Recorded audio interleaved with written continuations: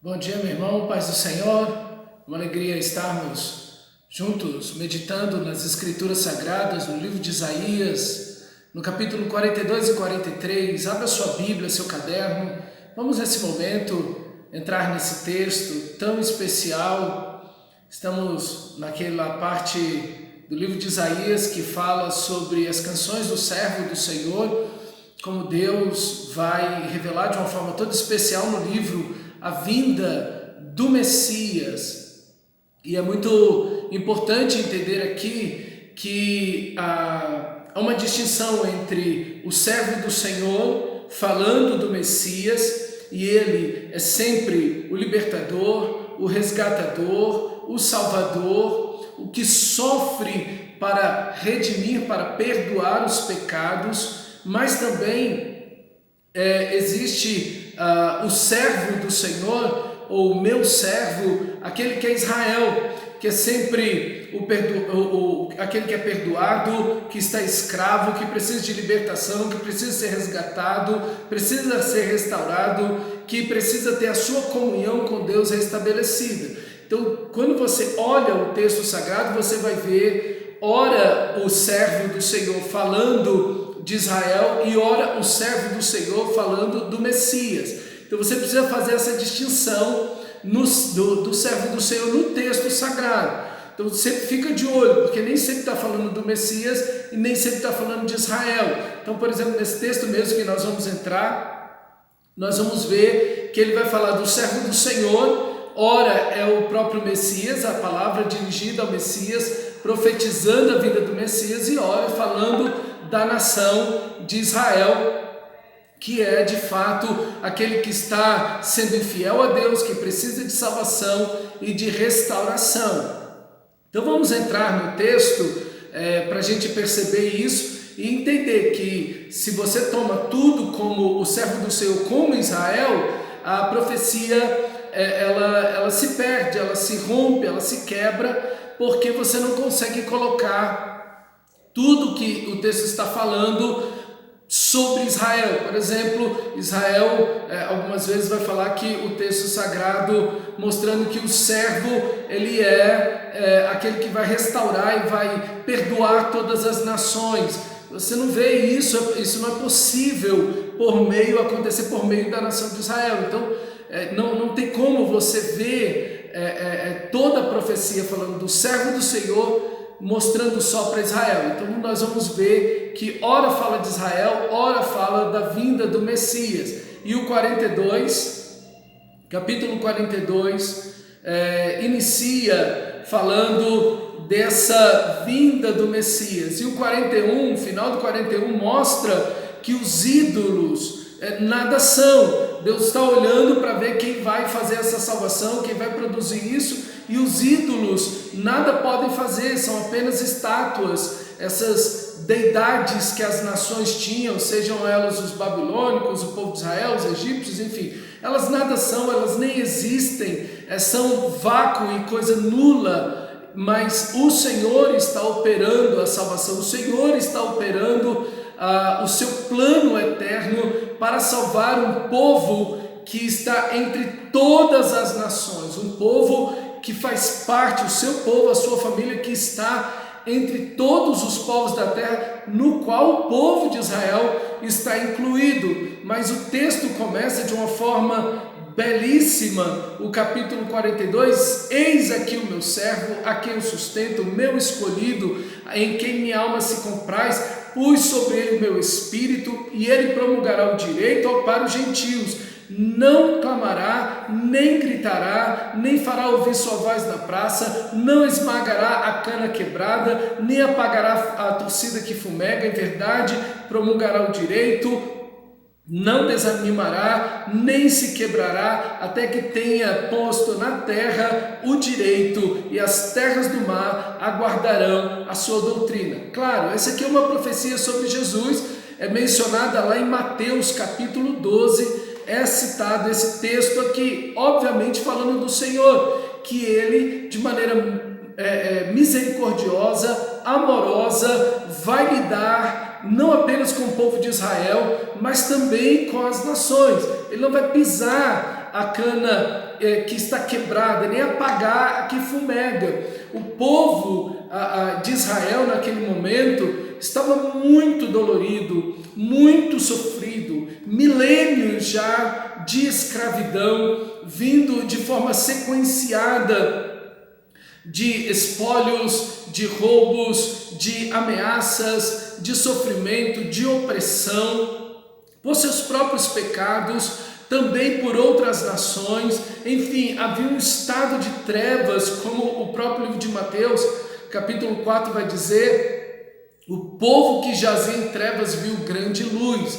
Então, o povo de Israel, e assim também todas as nações, vivendo no seu próprio pecado, nas mais densas trevas. E Deus olha tudo isso e não apenas aponta o pecado, não apenas aponta o erro, mas traz a solução. E essa é uma coisa que nós cristãos precisamos fazer. Todo ser humano naturalmente vê os erros, e o cristão ele vê ainda mais, porque ele tem uma percepção espiritual das pessoas, das situações, ele consegue fazer uma leitura espiritual das situações. Mas o Evangelho, sim, é uma boa notícia. Existe uma má notícia: o ser humano pecou, caiu, o diabo está escravizando as pessoas estão cativas na mão de Satanás, mas nós não apagamos a cana que fumega. Isso é, nós não viemos para fazer aquela última pisada. Nós, pelo contrário, estamos aqui para proclamar esperança, perdão, graça, misericórdia,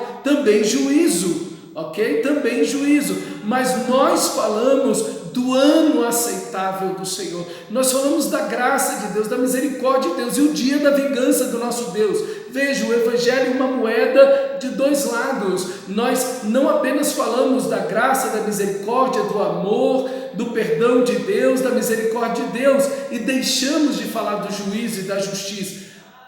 Não fazemos isso, tampouco fazemos o contrário. Falamos só do juízo, da ira, da vingança de Deus, de fato, da disciplina que Deus trará, e deixamos de falar da graça. Não, nós falamos sempre dos dois lados da moeda. Nós falamos da graça de Deus, nós falamos do juízo de Deus. Nós falamos do perdão de Deus, mas também falamos da justiça de Deus. Nós falamos da misericórdia de Deus, mas também falamos do julgamento de Deus. Então, nós, quando pregamos o Evangelho, nós sempre olhamos os dois lados, e é nesse ponto que nós devemos olhar as pessoas também, não apenas quando falamos, mas também quando agimos para com as pessoas. Às vezes nós vemos pessoas em tantos pecados, em tão densas trevas, que nós podemos achar: não, esse não tem mais jeito, esse aí não tem mais recuperação, esse aí nega a Deus o tempo inteiro, então já não há mais solução para esse. Deus pode salvar qualquer pessoa em qualquer situação. Então não desista das pessoas, não desista mesmo que a situação que as pessoas estejam vivendo seja terrível, e muitas vezes e às vezes nós olhamos e falamos: mas parece que não tem mais jeito para essa pessoa. Lembre-se, a graça de Deus vence todo o pecado, a graça de Deus rompe todas as cadeias e barreiras que querem impedir a pessoa de chegar a Deus. É Deus que vai vencer nessas barreiras. Então continue orando, continue clamando ao Senhor pela libertação, pela salvação das pessoas, continue pregando o Evangelho, porque o Senhor vem trazendo a sua sã doutrina, Ele vem trazendo o conhecimento de Deus, vai dizer o versículo 1 ao 4, Ele vai trazendo essa doutrina, essa teologia santa e maravilhosa. E como nós precisamos desse conhecimento verdadeiro do Senhor. Há uma aversão hoje em dia à questão da teologia. As pessoas ficam muito ressentidas ou muito resistentes à teologia, à doutrina. Mas vejam, o Messias vem trazendo a doutrina, a teologia. A teologia, a doutrina em si são maravilhosas, irmão. Nós precisamos delas para conhecer o Senhor. Quando alguém está pregando ou ensinando ou cantando um cântico ao Senhor, enfim, tudo isso tem uma carga teológica por dentro de todos esses elementos, mas é necessário ter uma teologia correta, uma teologia santa, bíblica, verdadeira. E aí o Messias vem trazendo essa visão, essa compreensão correta de Deus, desse Deus de graça, mas esse Deus que também vai disciplinar. O Messias, o texto vai dizer, é o mediador que liberta verdadeiramente das prisões espirituais, os cegos e os presos e os que habitam nas trevas. Ele vai rompendo essas cadeias, ele vai trazendo libertação sobre essas pessoas, e imediatamente Isaías irrompe em adoração. Ele chama todas as nações a cantar a Deus, a celebrar o Messias, a adorar a misericórdia de Deus, esse grande amor que Deus tem pelas pessoas. É natural, meu irmão, a adoração verdadeira. Diante das trevas, diante da condenação, da culpa, vem o perdão de Deus sobre nós, a adoração, a alegria, a espontânea gratidão é algo natural na vida do cristão. Então isso sempre deve estar nos seus lábios. A adoração a Deus em tudo, dai graças, mesmo nas dificuldades, nas lutas, mas sabendo que o Messias veio, salvou você, libertou você. Você era cego, mas agora você vê. Você estava morto, mas reviveu. Ele operou isso em você. Então você tem motivos de gratidão, e a sua resposta deve ser sempre uma resposta de plena e ampla adoração ao nosso Deus.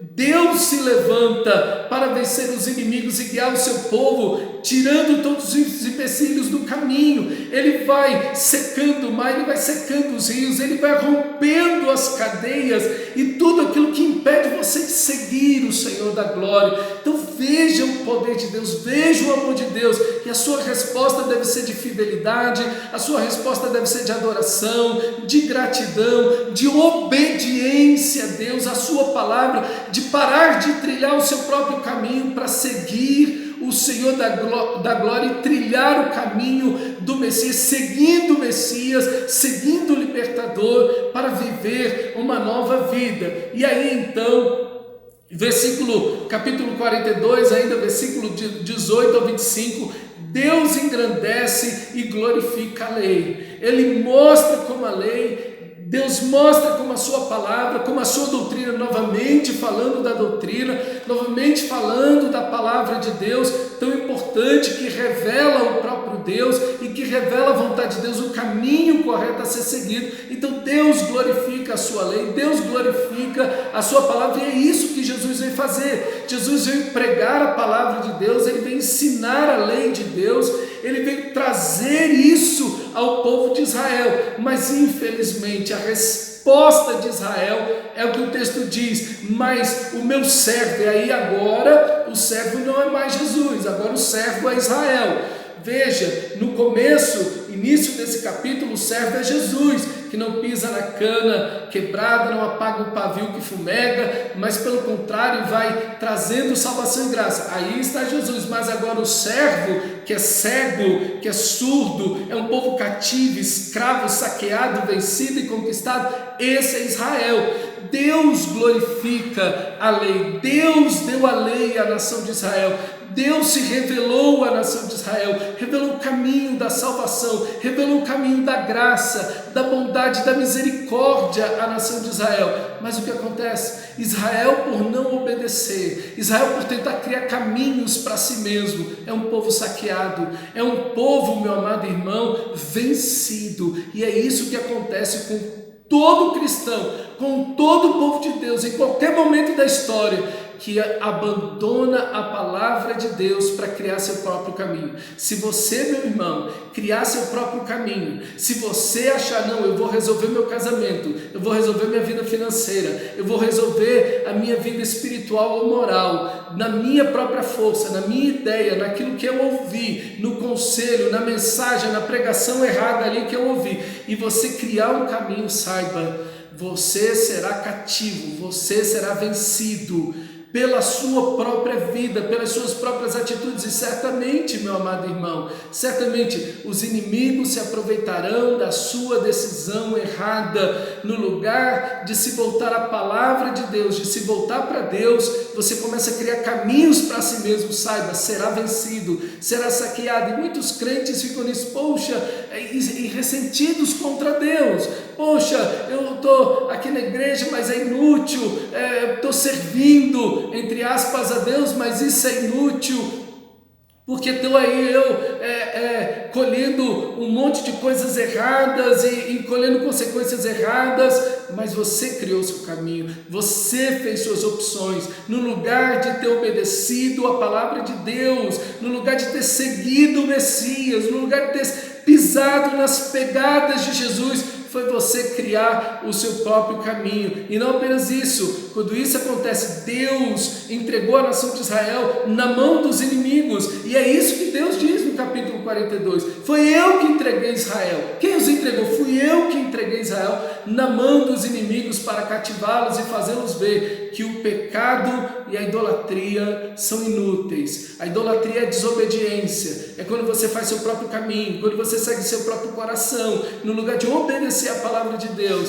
Então isso tem a consequência, meu irmão, de te deixar vulnerável aos inimigos e também debaixo da disciplina de Deus, que te ama e te deixa colher os próprios frutos das suas decisões, para que você retorne ao Senhor. Então, se você nesta manhã está vendo que está colhendo e está debaixo de situações que você vê que não é a vontade de Deus, volte para Ele em arrependimento. Não se ressinta com Deus, arrependa-se. Você não tem que botar culpa em ninguém, você precisa de arrependimento. E o capítulo 43 mostra como o amor e a eleição de Deus alcança Israel e o seu povo escolhido em todas as nações. Israel está tropeçando, Israel está pecando, Israel está se distanciando de Deus, mas veja, Deus insistindo na sua graça preciosa, no seu amor precioso. E esse amor, nesse amor, Deus protege seu povo dos perigos de morte. E aí esse texto é tão bonito, as pessoas gostam muito desse texto, né? Os crentes gostam muito desse texto. Mas agora, assim diz o Senhor, que te criou a Jacó e te formou Israel, não temas, porque eu te remi, chamei-te pelo nome, tu és meu. Quando passares pelas águas, eu serei contigo. Quando pelos rios, eles não te submergirão. Quando passares pelo fogo, não te queimará, nem a chama arderá em ti, porque eu, o Senhor teu Deus, o Santo de Israel, o teu Salvador, deu o Egito por teu resgate, Etiópia e Sabá por ti, visto que foste precioso aos meus olhos, digno de honra, eu te amei, darei homens por ti e os povos por tua vida. Não temas, porque eu sou contigo, trarei a tua descendência desde o Oriente, a juntarei desde o Oriente. E aí você vê a graça de Deus. Se dependesse de Israel, se dependesse da ação de Israel para a salvação, eles jamais seriam salvos. E assim é a salvação na vida de qualquer pessoa. É a graça de Deus que vai rompendo, que é a graça irresistível. Esse termo teológico, graça irresistível, isso é o amor de Deus que vai vencendo a nossa própria dureza. É o amor de Deus que vai vencendo a nossa própria resistência, a dureza do nosso próprio coração, a nossa obstinação. E Deus segue nos amando, porque se Deus fosse sentenciar a mim e a você e a nação de Israel pelos nossos próprios pecados, Ele já tinha feito isso há muitas décadas atrás. Mas Ele segue na sua graça, insistindo, abrindo os olhos, derramando graça, misericórdia e libertação sobre nós. Então, meu irmão, a expressão de gratidão é que deve estar no nosso coração diante de tudo isso. Mas infelizmente, aqui está o versículo 8, traz o povo que ainda tem olhos, é cego, e surdo, ainda que tem ouvidos.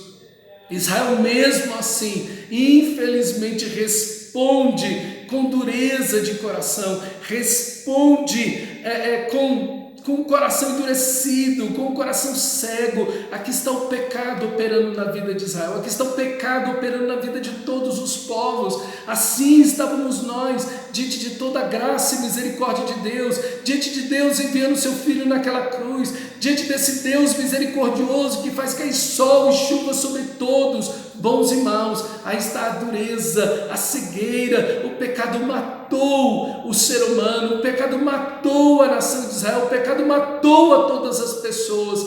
Mas aqui está o Deus de toda graça, o Deus de toda misericórdia, que com o seu poder, com sua soberania e com seu soberano amor, vai rompendo as cadeias, vai libertando e tirando todos esses perigos de morte. Deus, na sua soberania, age por meio do seu amor para salvar e realizar a sua obra. E o texto vai mostrando como Deus vai movendo as nações, como Deus moveu o Egito, agora Deus vai mover a Babilônia, Deus vai mover os medos-persas para vencer a Babilônia, que vai escravizar Israel, e Deus vai movendo os gregos, os romanos. Veja, o movimento das nações. Deus vai trabalhando em tudo isso para salvar o seu povo. Às vezes nós não entendemos os acontecimentos das nações.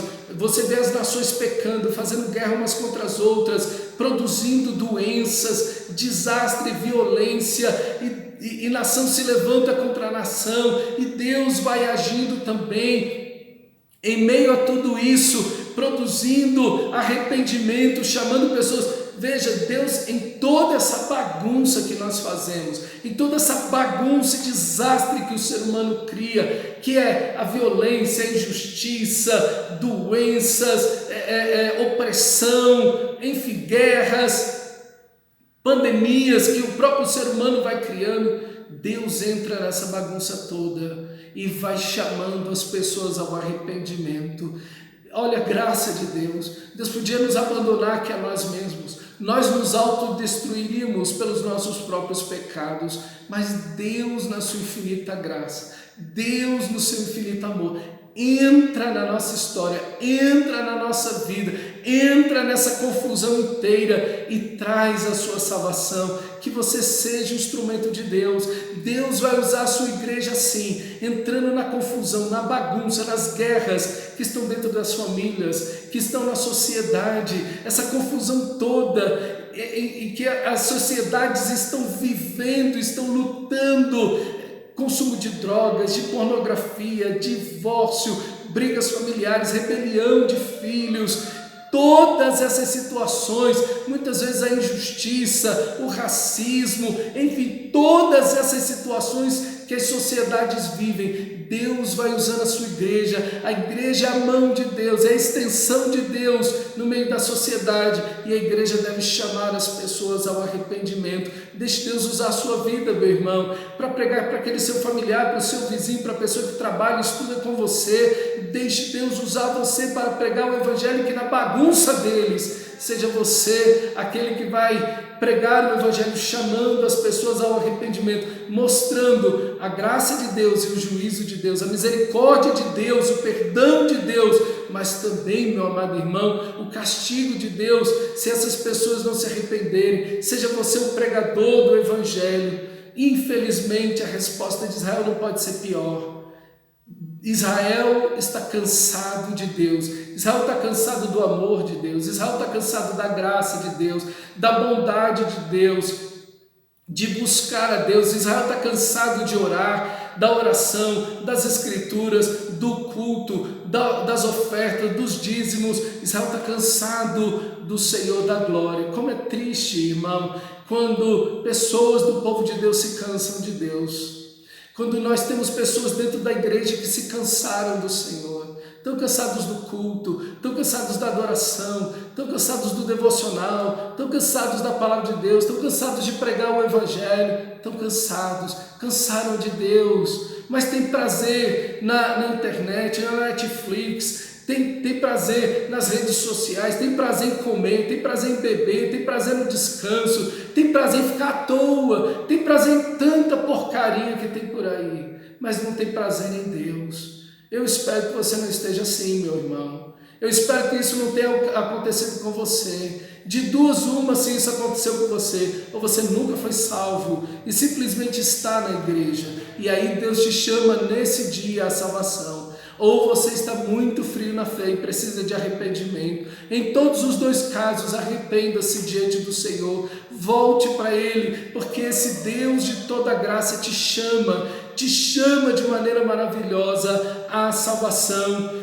Deus está cansado dessa atitude de Israel, de negligência, de religiosidade, de hipocrisia, de fracasso, de derrota, de sempre estar se desviando. Deus está cansado disso também na sua vida. Deus está cansado dessa atitude sua de se rebelar contra Ele, de você fazer o seu devocional de qualquer maneira, de você relativizar o culto, de você adorar a Deus de qualquer jeito, de ser negligente, de pegar as Escrituras, dessa omissão diante da tarefa, da missão que Deus colocou na mão da igreja, de cada cristão. Deus está cansado de tudo isso. Vamos dar um basta nisso, irmão. Vamos buscar o avivamento de Deus. Vamos buscar o Senhor da glória, arrependidos, contritos e quebrantados, humilhados diante do Senhor, dizendo: Senhor, o Senhor tem sido tão bom conosco. O Senhor tem sido tão misericordioso conosco. O Senhor tem derramado tanta graça sobre nós, tanta bondade, tanta verdade,